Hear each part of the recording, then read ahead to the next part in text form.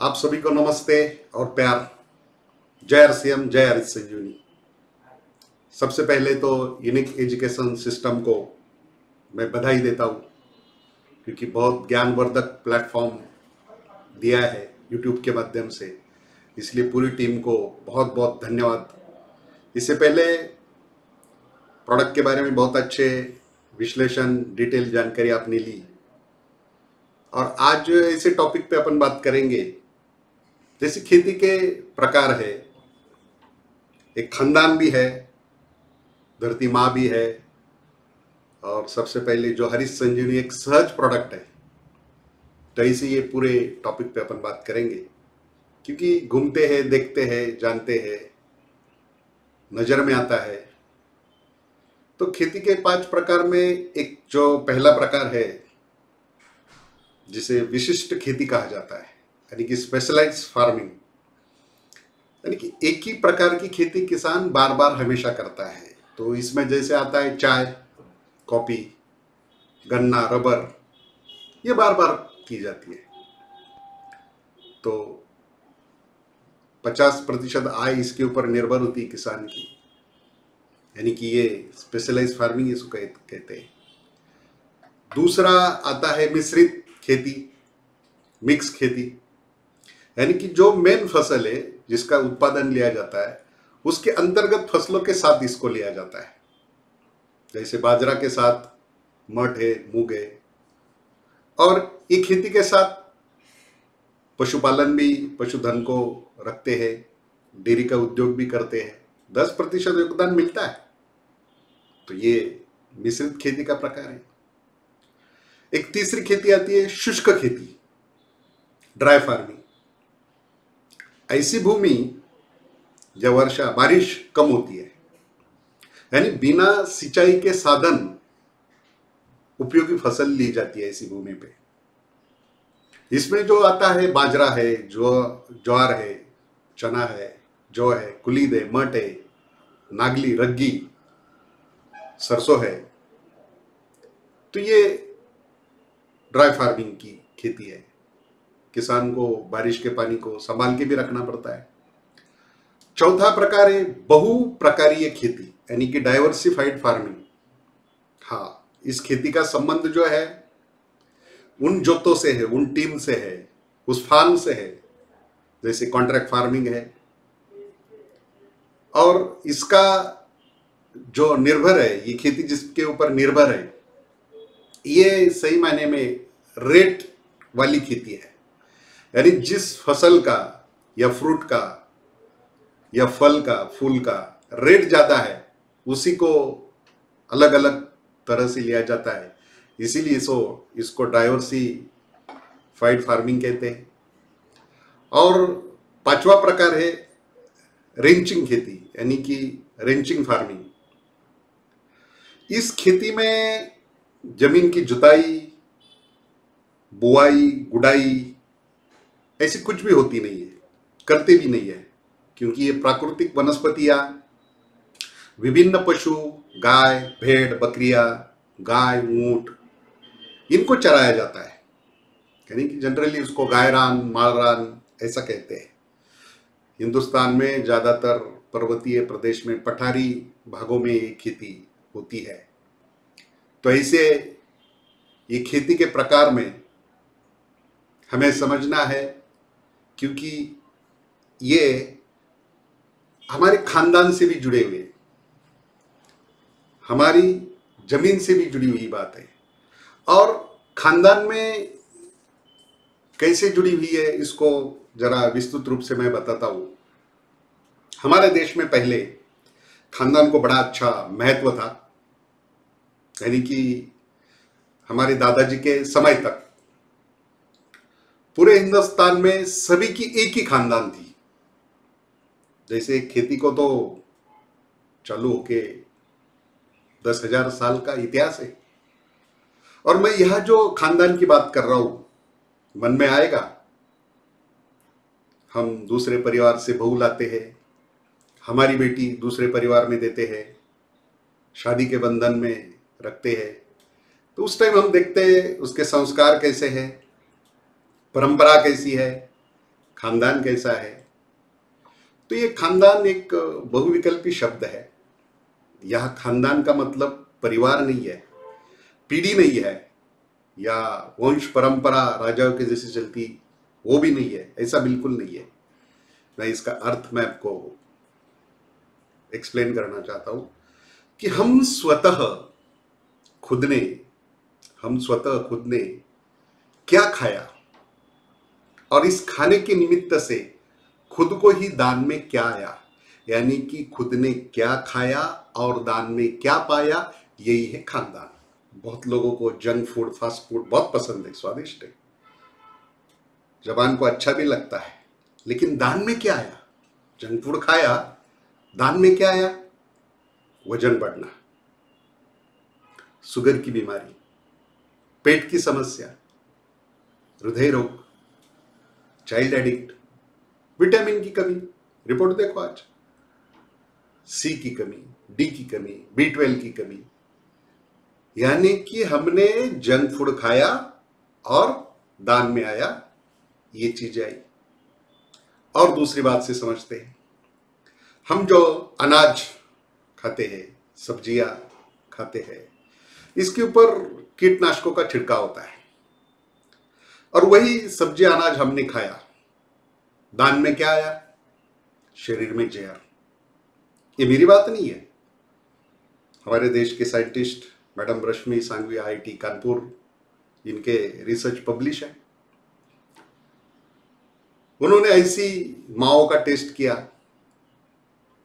तो उस मां के दूध में जो जहर मिला, जो कीटनाशक छिड़का जाता है एक एंडोसल्फान नाम का, वो 800% मिला, और दूसरा क्लोरोपाइरीफॉस 400% मिला, यानी कि जो अलाउड लिमिट है, इतना जहर बॉडी को चाहिए, चलता है, तो उससे 800% ज्यादा एंडोसल्फान और क्लोरोपाइरीफॉस 400% ज्यादा, यानी कि औसत एक दिन में आदमी जो खाना खाता है, तो अलाउड लिमिट से 800% ज्यादा, यानी कि जो खाना वो मां खाती थी और उसके दूध में ये पाया, जो दूध बच्चा पी रहा है, यानी कि दान में ये आया। तो आज की पूरी हिंदुस्तान की भौगोलिक परिस्थिति के हिसाब से मैंने जो बात की, दादाजी तक जो खाना हम खाते थे, और ये पहले के लोग जो खाना खाते थे, सादा खाना खाते थे, सब्जी रोटी, सात्विक भोजन लिया करते थे, अभी उन्होंने वो खाना खाया, दान में क्या आया? शरीर की शुद्धता, मन की शांति, यही है असली खानदान। तो हम सभी को फिर से उसी खानदान से लौटकर शामिल होना है, बड़े सच्चे अच्छे प्रयास करने हैं। तो कैसे? इसका सिंपल जवाब समझ में आएगा कि हमारे हरीश संजीवनी एग्रीकल्चर श्रृंखला के, हरीश संजीवनी के सभी जो प्रोडक्ट है, हरीश संजीवनी है, स्प्रेमैक्स है, शुगर है, रैपिड है, डिफेंड है, फ्रूट स्पेशल है, सॉइल हेल्थ है, गार्डन गोल्ड है, इनका भूमि पर और फसल पर इस्तेमाल करना है। इसको इस्तेमाल करने से दान में क्या आएगा? धरती मां अच्छी होगी, अच्छे फल, अनाज, सब्जियां, क्वालिटी, क्वांटिटी, गुणवत्ता, सभी में न्यूट्रिएंट्स सहज कुदरती बैलेंस में मिलेंगे, स्वाद भी बहुत अच्छा लगेगा, तन मन शुद्ध होगा, परिवार के साथ प्रीति और प्यार बढ़ेगा। तो हम सभी मिलकर RCM खानदान को बढ़ावा देंगे। यानी हमें अलग अलग खानदान की जरूरत नहीं है। जैसे अलग अलग फूल एक ही धागे में बियो जाते हैं, फिर माला बनती है, ऐसे हमें अभी बढ़ना है, सभी को खानदान एक करके पुराने खानदान को अभी जिंदा रखना है। और ये खानदान का जो रिलेशन है, हमारी धरती यानी कि हमारी जमीन भूमि से जुड़ा हुआ है। भूमि को, जमीन को पूरे यूरोप में पितृभूमि कहते हैं, विश्व में कई जगह ग्रह भूमि भी कहते हैं। इस जमीन के अनेक नाम है, बहुत नाम है, लेकिन पूरी दुनिया में भारत ऐसा देश है, इस जमीन को धरती मां, मातृभूमि कहता है, और किसान को अन्नदाता कहता है।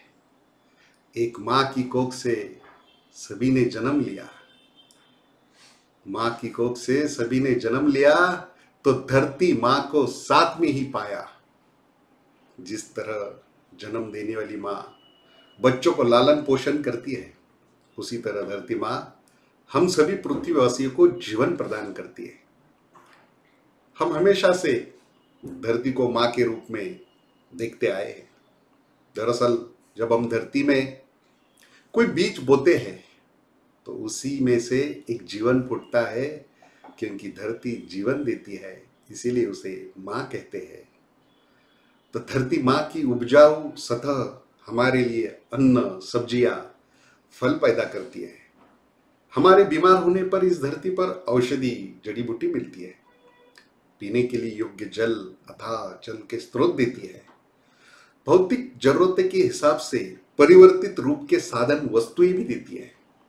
श्वास लेने के लिए ताजी हवा और मन को शांति देने वाले मनोहरी दृश्य प्रस्तुत करती है।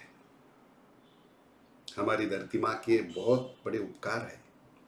लेकिन आज का मनुष्य इतना स्वार्थी हो गया कि इस व्यर्थ बहाने एवं दूषित कर रहा है, उसको बहाने से दूषित कर रहा है। ऐसा करने से इसके भयावह असर हमारी धरती माँ पर ही पड़ते हैं। धरती माँ पर अन्न उपजता है, उसी में ही प्रमाण से अधिक, बहुत अधिक पानी, प्रमाण से अधिक रासायनिक खाद, प्रमाण से अधिक जहरीले कीटनाशक डालकर उसके सीने में जहर बोने का कार्य हो रहा है। और इसीलिए धरती माँ को थोड़ा समझते हैं, एक प्रयास है।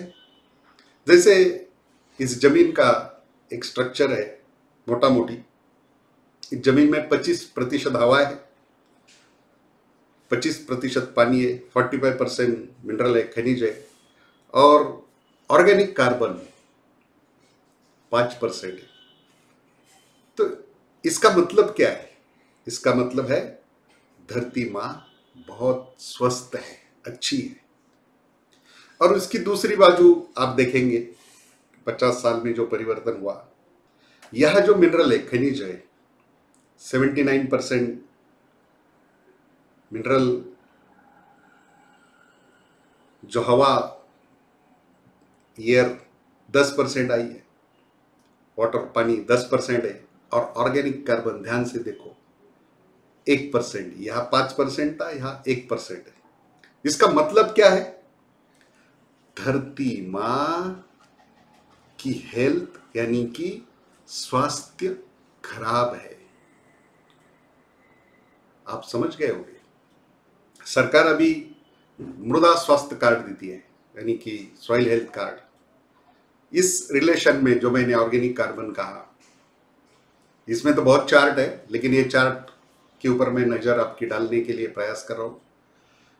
जो लिख के आता है 3 फॉर्मेट में, चार्ट में, कि 0.75 से अधिक अगर है तो उच्च माना जाता है ऑर्गेनिक कार्बन। 0.5 से 0.75 तक है तो मध्यम माना जाता है, और 0.5 से अगर कम है तो निम्न माना जाता है। तो ये सॉइल चेक करने से मालूम पड़ता है। बात यह है, हमने जो चेक किया 1% जो रैंडमली फिगर दिखाई, जमीन के हिसाब से, एरिया के हिसाब से, जो हम यूज करते हैं उसके हिसाब से परसेंटेज कम ज्यादा हो सकते हैं। लेकिन मेन बात यह है कि जो 5% ऑर्गेनिक कार्बन था, 1% रह गया। मेरे भाइयों, जब किसी के आदमी के हृदय को ब्लॉकेज आते हैं, डॉक्टर जब बोलता है 90% आपके ब्लॉकेज है हार्ट में, ऑपरेशन का सुझाव देता है, तो मतलब समझ जाओ धरती माँ के जो मैंने बात की 5% था, अभी 1% बचा है, तो इसका भी स्वास्थ्य खराब हुआ है। यानी कि जो ऑर्गेनिक कार्बन है, हृदय है, प्राण है, जीवन है। इसको एक उदाहरण से मैं आपको सवाल से क्लेरिफाई करना चाहता हूं। एक प्रश्न है, जमीन में बीज बोया, जमीन में बीज बोया तो पौधा अंकुरित होकर जमीन से बाहर क्यों आता है? जवाब में आता है। लोग बोलते हैं पानी देने के कारण ऊपर आता है, खाद डालने से ऊपर आता है, अच्छा जमीन के कारण ऊपर आता है, हवा होती है इसके कारण ऊपर आता है, बीज में उपजन क्षमता है इसके कारण ऊपर आता है। सब सही है, एक दूसरे से निमित्त है, कनेक्टिविटी है। लेकिन बात जरा ध्यान से सुनो, सब कुछ है लेकिन जमीन में ऑर्गेनिक कार्बन अगर नहीं है तो मेरे भाई पौधा ऊपर नहीं आएगा। एक आधा पौधा ऊपर आ भी गया तो बीज में जो फूड है उसके कारण ऊपर आएगा, बाद में मर जाएगा। इसलिए ऑर्गेनिक कार्बन हृदय है, जीवन है ऑर्गेनिक कार्बन। यानी कि आप वक्त आ चुका है, समय आ चुका है, आज हम इस धरती मां को मानते हैं, उसी के अन्न जल से हमारा शरीर बड़ा होता है, उसी के साथ हम ऐसा बर्ताव कर रहे हैं। 22 अप्रैल को पृथ्वी दिवस, अर्थ डे, उसका बर्थडे मनाते हैं। लेकिन हमें यहां स्वस्थ जीवन की निरंतरता के लिए हमारी धरती मां की प्राकृतिक गुणवत्ता को, उपजाऊ क्षमता को बढ़ाने हेतु हम सभी को समन्वित रूप से आगे आने की आवश्यकता है। हमें क्या करना पड़ेगा? सिंपल बात है, धरती मां को जो हरित संजीवनी प्रक्रिया नंबर 1 है और सॉइल हेल्थ है, इसको सेवा में दान करना पड़ेगा, यानी कि देना पड़ेगा। मतलब धरती मां की सेवा हुई। मुझे याद आया बहुत सारे लोग बैठे थे मीटिंग में, लेकिन उसमें से ज्यादा फौजी और कर्नल लोग थे। धरती मां, सॉइल हेल्थ स्टेज नंबर 1 पे बात हुई और मीटिंग के अंत में किसी को अपने विचार प्रकट करने तो धरती मां के ऊपर कर सकते हैं। कर्नल उठे, आज भी मुझे याद है, और उन्होंने अपने विचार रखे। जिस मां ने मुझे कोख से जन्म दिया, अच्छे संस्कार दिए, वो तो इस धरती से मुझे छोड़कर चली गई, लेकिन जिस मां ने मुझे पाला, पोसा, बड़ा किया, खाना खिलाया, अन्न दिया, जीवन दिया, अभी मुझे उसकी मरते दम तक सेवा करनी है। फौज में तो मैंने सीमा में रह के देश की सेवा की, आज जो माँ चली गई, लेकिन जो माँ मेरे सामने है उसकी मैं सेवा मरते दम तक करूंगा, सेवा करूंगा, सेवा करूंगा। यानी कि ये भाव अंदर जगते हैं। मातृ ऋण, पितृ ऋण, समाज ऋण हम देते हैं। ऐसी ही आज समय आ चुका है, ब्लॉकेज बढ़े हैं, तो इसीलिए आज धरती माँ की सेवा सभी के हाथों से होनी है। इसके सेवा के लिए सभी को प्रयास करने हैं, क्योंकि हरित संजीवनी एक सहज प्रोडक्ट है। सहज प्रोडक्ट है मतलब कुदरती प्रोडक्ट है। इसको भी मैं थोड़ा सा विस्तार से समझाने का प्रयास करता हूं। कई लोगों के मन में आता है, उलझन है, मनोदशा है। मनोदशा ये है, सवाल है मन में, हरित संजीवनी प्रोडक्ट ऑर्गेनिक है, तो फिर ये रासायनिक खादों के साथ मिलाकर क्यों डाला जाता है? ये मन में सवाल आता है। दूसरा सवाल आता है, हरित संजीवनी के ऑर्गेनिक प्रोडक्ट है, इसका हम खेत और फसलों में इस्तेमाल भी कर रहे हैं, मतलब हम अभी ऑर्गेनिक खेती करने के तरफ बढ़े हैं, शुरुआत की है, तो रासायनिक खादों की जरूरत क्या है? जरूरत नहीं होगी। ऐसी उलझन पैदा होती आता है। इसे समझ लेंगे, बहुत आसान है।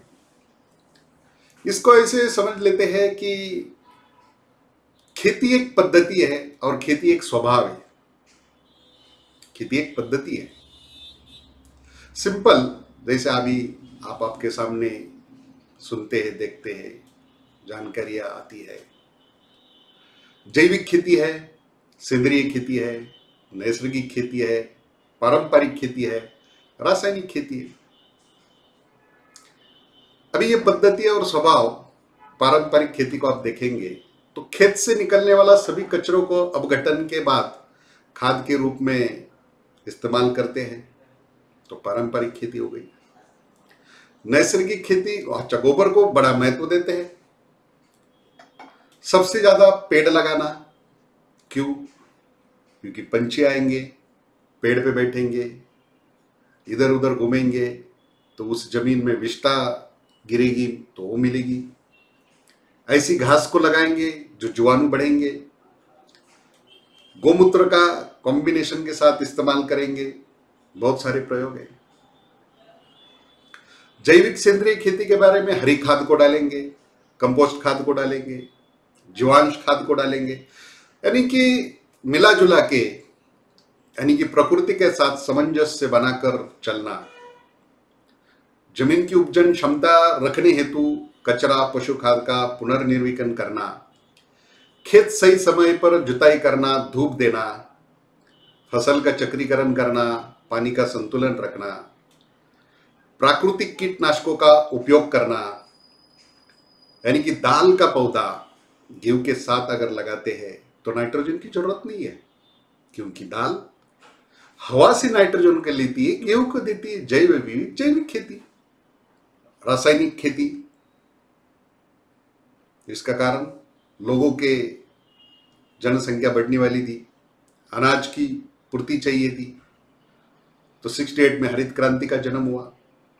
हमारे पास जो देसी बीज था उसको हाइब्रिड बनाया, उपज बढ़ गई। फिर भूख बढ़ी तो रासायनिक खाद, भूख मिट गई, फिर नई बीमारी आई तो कीटनाशकों का जन्म हुआ, खरपतवार नाशकों का जन्म हुआ। मतलब अनाज की पूर्ति तो हुई, उत्पादन बढ़ा, लेकिन जमीन की उर्वरकता खराब होने लगी, जल वातावरण प्रदूषित होने लगा। अब फॉस्फेट ज्यादा अगर देते रहे तो इससे बैक्टीरिया को जन्म देता है, मानव शरीर के लिए हानिकारक है। प्रमाण से ज्यादा रासायनिक खाद देना बहुत हानिकारक है। जो मैंने सॉइल हेल्थ कार्ड की बात की, सरकार मृदा स्वास्थ्य कार्ड देती है। इसमें से 2 चार्ट मुझे स्पेशली आपको टॉपिक से रिलेटेड है, बताना चाहता हूं। चार्ट बहुत है, लेकिन एक चार्ट आता है, उसका टाइटल है संदर्भ उपज के लिए उर्वरक सिफारिशें, और ब्रैकेट में आता है जैविक खाद के साथ। मतलब जो यूरिया है, एसओपी है, पोटैश है, ये चार्ट दर्शाता है आपको कितना डालना है, आपकी जमीन में कितना है और आपको कितना डालना है। फिर सेकंड चार्ट आता है द्वितीय एवं सूक्ष्म पोषक तत्वों संबंधी सिफारिशें। ये चार्ट क्या दर्शाता है कि द्वितीयम खाना और सूक्ष्म खाना जो पौधे को लेना है, जैसे सल्फर है, जिंक है, बोरान है, गोबर का खाद है, राइजोबियम है, चूना, जिप्सम है, ये आपके जमीन में देना है या नहीं देना है, इस चीज को दर्शाता है।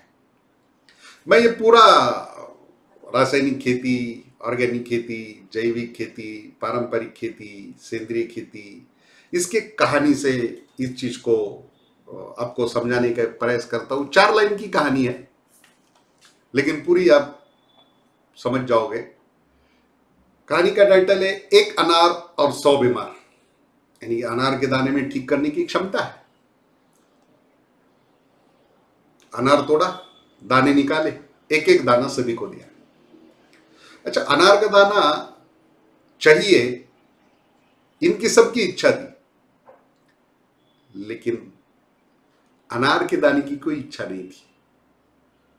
तो किसान कौन सी पद्धति, कौन से स्वभाव की खेती करता है, कौन सी पद्धति अपनाता है, या करे, इस पद्धति से करे या इस स्वभाव से करे, हम तय नहीं कर सकते।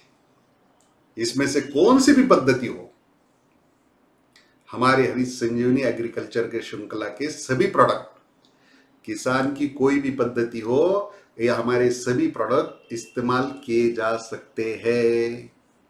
कारण हरित संजीवनी एक सहज प्रोडक्ट है, कुदरती प्रोडक्ट है, सप्लीमेंट्री फूड है। ट्रीटमेंट के रूप में हम भूमि और फसल पर देते हैं। मतलब इसका कोई खाद और कीटनाशक का विकल्प नहीं है, पर्याय नहीं है। इसीलिए ये पद्धति और स्वभाव है। तो इस कहानी से आप समझ गए होंगे। सॉइल हेल्थ जमीन में देते हैं, प्रक्रिया नंबर 1 जमीन में देते हैं हरित संजीवनी का। तो इसका लाभ क्या है? सिंपल है। इसका लाभ है सूक्ष्म जीव सृष्टि को बढ़ावा देकर उनके लिए भोजन बनाता है। जमीन में पानी पकड़कर हवा को घुमाकर जमीन की भुरभुरापन और नमी को बनाए रखता है। जमीन में दिया हुआ खाद जो खाना है, खाने के लिए सूक्ष्म जड़ों की संख्या बढ़नी चाहिए, क्योंकि वो मुंह है तो उनको बढ़ाता है। जमीन के अंदर के अघुलनशील घटकों को घोलता है। कितने अच्छे लाभ है। दूसरा, हरित संजीवनी प्रक्रिया नंबर 2, 3, 4 जब फसल पर हम छिड़काव करते हैं, क्या लाभ है? पौधे की बचपन, यौवन, परिपक्व अवस्था को संभालता है। पौधे के श्वसन सिस्टम को ठीक करता है। पौधे के सूक्ष्म जड़ों से लिया अन्न पत्ते और फल की तरफ सही मात्रा में पहुंचाता है। पौधे का विकास और बढ़ने वाला उत्पादन में संतुलन बना के रखता है। गुणवत्ता पर कुदरती काम करता है। कितने अच्छे लाभ हैं। फ्रूट स्पेशल, ये भी छिड़काव किया जाता है फलों के ऊपर, इसके भी बड़े लाभ है। फ्रूट फल में किसानों की समस्या है, जब पत्ते आते हैं निकलने की समस्या है। उस स्थिति में फूल लगते हैं झड़ते हैं, फल लगते हैं गिरते हैं, फल पर दाग धब्बे आते हैं, बाद में फल लूज रहता है। तो सभी समस्याओं के बचाव को यह बढ़ाता है फ्रूट स्पेशल। यानी कि फल का आकार है, रंग है, छाल की शाइनिंग है, स्वाद है, ये सब इसमें मिलता है। और लास्ट में दाम भी अच्छा मिलता है। तो कितने प्यारे अच्छे लाभ हैं। और श्योर शुगर, यानी कि गन्ने के लिए, ईख के लिए, मतलब श्योर शुगर मतलब गारंटेड, पक्का मीठा। इसके लाभ क्या है? गन्ने की आंखों से, जो गन्ने की आंख होती है, वहां से अंकुर ज्यादा निकलते हैं। गन्ने की गांठ प्लस गोलाई प्लस लंबाई इज इक्वल टू ज्यादा वजन, ज्यादा पैसा। कितना वजन? 1 एकड़ में 5 से 20 टन तक। और भाइयों, आपके लिए गुड न्यूज है, 1 एकड़ के लिए प्रोडक्ट बना था, अभी आधा एकड़ के लिए प्रोडक्ट आ रहा है। दूसरा है डिफेंड, फफूंद की बीमारियों को रोकता है, फंगिस्टैटिक। ये सभी प्रकार की सब्जियां, पत्ते वाली, फल वाली, बाद में फूल फल, सभी में आती है ये फफूंद की बीमारी। और इस प्रोडक्ट का बड़ा अच्छा महत्व है, ये जमीन से भी दे सकते हैं और छिड़काव भी कर सकते हैं। कॉमन बात इतनी समझना है कि जब वातावरण में ह्यूमिडिटी जो है, आर्द्रता जो है, अगर 65 है और तापमान टेम्परेचर अगर 30 है, इसका मतलब कुदरत ने उस कीटक को जन्म देने की परिस्थिति का निर्माण किया है। कुदरत है, सभी को चांस है, तो उनका जन्म होता है फफूंद का। तो हमारा डिफेंड क्या करता है? इस साइकिल को ब्रेक करता है। कितने अच्छे लाभ है इस प्रोडक्ट के। रैपिड, रस चूसक कीटकों को रोकता है। हाँ, ये कीटक कंपलसरी पूरे हिंदुस्तान में सभी सब्जियां, कपास, फल फूल, चाय, मिर्च, सबके ऊपर आता है। पूरे पौधे सूख जाते हैं। करेला को आपने देखा होगा, पीला दाग आता है और करेला ऐसा टेढ़ा हो जाता है। एक्चुअली ये थ्रिप्स और माइट्स, ये रस चूसक कीटक फूल के टाइम ही आते हैं और किसान पहचान नहीं पाया, उस टाइम दवा नहीं दी, तो पीला और टेढ़ा करेला हुआ। बाद में इसको कितना भी कवर करे तो जो 1 लाख 2 लाख रुपए होने वाले थे, खर्चा भी नहीं निकलता है। तो ये होता है रज चूसक कीटकों का परिणाम, पूरा पौधा सूखता है। तो फसल को चूसने से रोकता है, मतलब कीटकों की प्रजनन को ब्रेक लगाता है, फसल को बचाता है। कितने अच्छे लाभ है। स्प्रेमैक्स 85 ये तो ऐसा प्रोडक्ट है, बहुआयामी प्रोडक्ट है। किसान की मजबूरी, खेत और फसल पर कंपलसरी है। इसको बहुत शॉर्ट में मैं कहना चाहता हूं कि काम इसके बहुत है। स्प्रेडर का काम करता है, स्टिकर का काम करता है, पेनिट्रेंट का काम करता है, ड्रिफ्ट कंट्रोल एजेंट का काम करता है, सांगतता एजेंट का काम करता है, पानी को बचाता है। बहुत लाभ है। पानी तेरा रंग कैसा, तुझमें मिलाऊं तेरे जैसा, तुझमें मिलाऊं तेरे जैसा। इसके आगे सुनो, जिसमें स्प्रेमैक्स मिलाएंगे, हरित संजीवनी हो, फ्रूट स्पेशल हो, स्प्रे डिफेंड हो, रैपिड हो, श्योर शुगर हो, या मार्केट का कोई भी कीटनाशक हो, कोई भी दवा जिसको छिड़का जाता है या जमीन में दिया जाता है, तो आगे है, जिसमें तेरे को मिलाएंगे उसकी ताकत को ज्यादा बढ़ाऊंगा। और इसके लिए भी आपको गुड न्यूज है। 100 ml स्प्रेमैक्स 250-500 1 लीटर में है, लेकिन बहुत लोगों की डिमांड थी, तो ये भी आपके लिए लॉन्च हो रहा है। लास्ट में आता है गार्डन गोल्ड, जहर मुक्त सब्जियां घर पर ही उगाए, परिवार को खिलाए, साथ में बीमारियों को भी भगाए। यानी कि ये गार्डन गोल्ड कहाँ इस्तेमाल कर सकते हैं आप? गमलों में इस्तेमाल कर सकते हैं, बगीचे में इस्तेमाल कर सकते हैं, नर्सरी में इस्तेमाल कर सकते हैं, और छोटे छोटे बैंगन के पौधे, खीरे, ककड़ी, तुरई हम छत में लगा सकते हैं, टेरेस में, आंगन में लगा सकते हैं। बहुत सिंपल, एक पौधे को 100 ग्राम देना है। हर महीने देने से पौधे की विकास और पत्ते की चमक, जो कमजोर फूल आते, पंखुड़ी कम आती है, गुच्छा निकलता है, इसका मतलब परिवार में प्यार बढ़ता है। तो इसलिए इसको समझना बहुत जरूरी है। सबसे लास्ट, इस फसल के प्रोडक्ट को कम्बो पैक आपको आपके हिसाब से बनाने पड़ेंगे।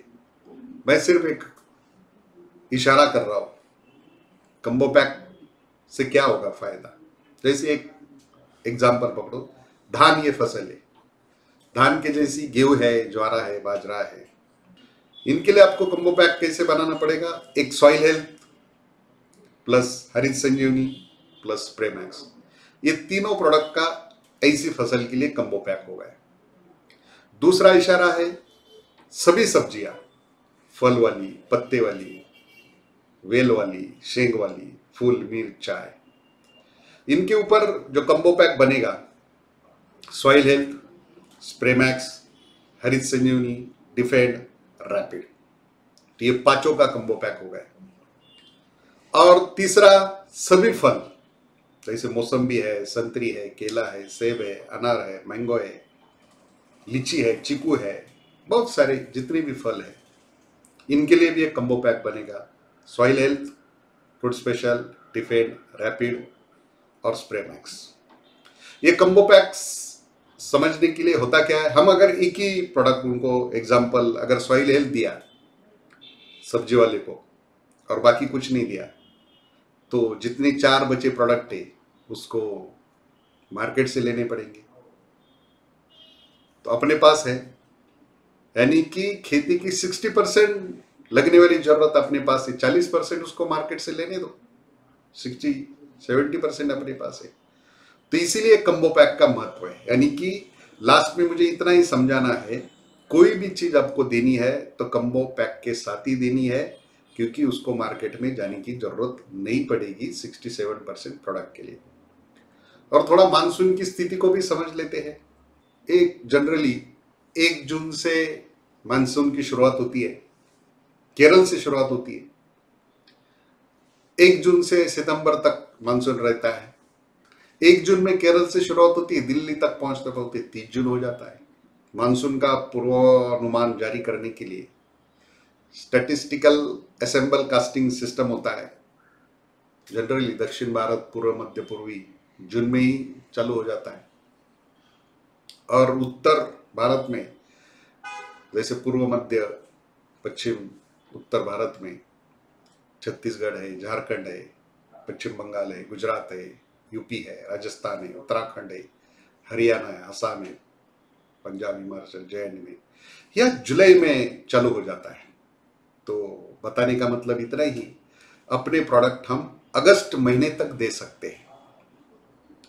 तो इसलिए ये जो पूरे सब्जेक्ट विषय एक कहानी से मैं आपको समझाने का प्रयास करता हूँ। छोटी सी कहानी, बहुत कीमती हीरे हैं हमारे पास और अंधेरे में कहीं खो गए, और उसे ढूंढने के लिए हमने एक मेणबत्ती को जलाया, 5 रुपए की मेणबत्ती को जलाया, और जलाते ही हमें हीरे मिले।